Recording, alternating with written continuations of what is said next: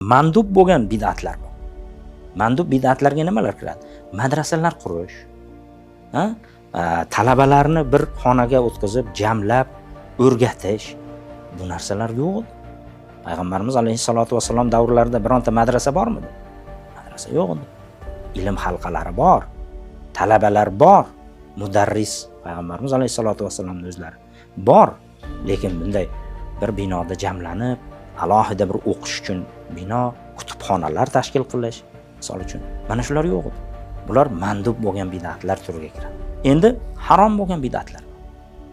Makruh bo'lgan bid'atlar bor. Muboh bo'lgan bid'atlar bor. Bularni har biriga misollar keltirish mumkin. Harom bo'lgan bid'atlarga dinni asllariga zarba beradigan, asllariga to'g'ri kelmaydigan bid'atlar. Bunga ko'proq xurofotlarni keltirish mumkin.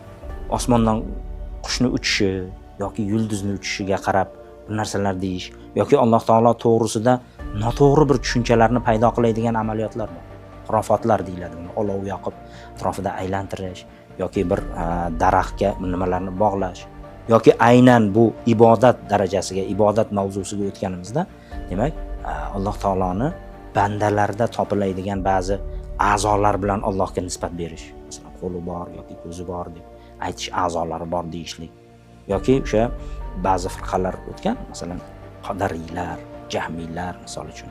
Har bir narsani, har bir amalni, yaxshi amal, yomon amallarning nisbatini Allohga berish, ya'ni Alloh qildirdi deyishga o'xshagan bir tafsilotga ega bo'lgan, mulohaza yuritishga ega bo'lgan ba'zi ta'vilotlar bor. O'shalarni qilishga o'xshagan bir harom bid'atlar bor.